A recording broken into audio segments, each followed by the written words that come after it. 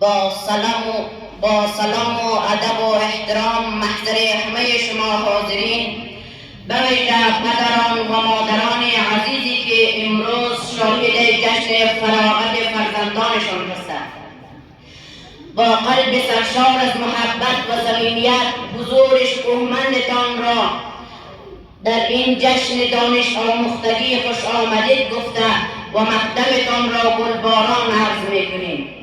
بنده مهدی رضایی پارچه مقاله را که ترتیب دادم اکنون در حضور شما خوبان به خوانش میگیرم.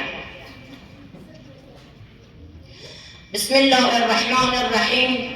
قرآن کریم به عنوان بزرگترین معجزه جاوید و ماندگار پیامبر اسلام طی 23 سال به قلب نازنین حضرت محمد نازل شد.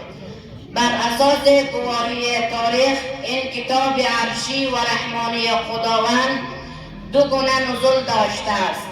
یک بار نزول دفعی که در ماه مبارک رمضان اتفاق افتاده و بار دیگر نزول تدریجی داشته است که در جریان 23 سال در مکانهای مختلف و با شأن نزولهای گوناگون کامل شده و به دسترس بشریت قرار گرفته است.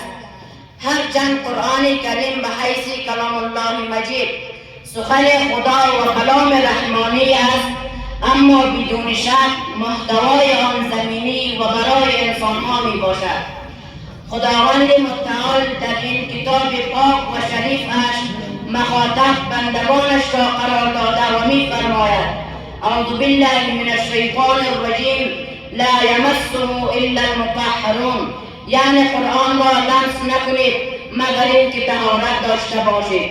منظور از طهارت تنها پاکی بدنی و جسمی نیست، بلکه ما به عنوان مخاطبان و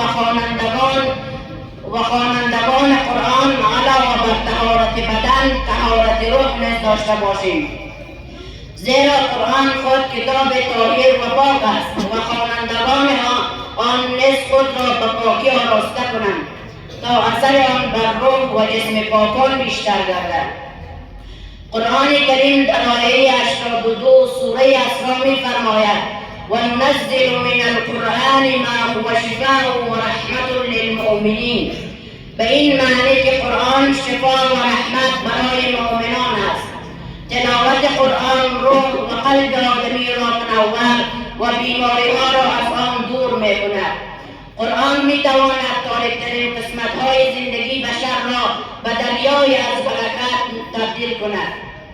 یکی از ویژگی‌های مهم قرآن اعجاز محتوایی آن است. این ویژگی کمک می‌کند که محتوای قرآن برای همیشه تازه و کارآمد باقی بماند. آگاهی از این معجزات کمک می‌کند تا افراد بتوانند ثابت قدم در مسیر درست زندگی گام بگذارند و هدف والا و ارزشمند خود را فراموش نکنند. از سوی دیگر پیامبر اسلام قرآن کریم را همچون کشتی نجات توصیف کرده و از امت خود خواسته است که به این کتاب آسمانی چنگ بزنند تا هرگز گمراه نشود و از گمراهی و ضلالت نجات یابد. السلام علیکم و رحمت الله و برکاته.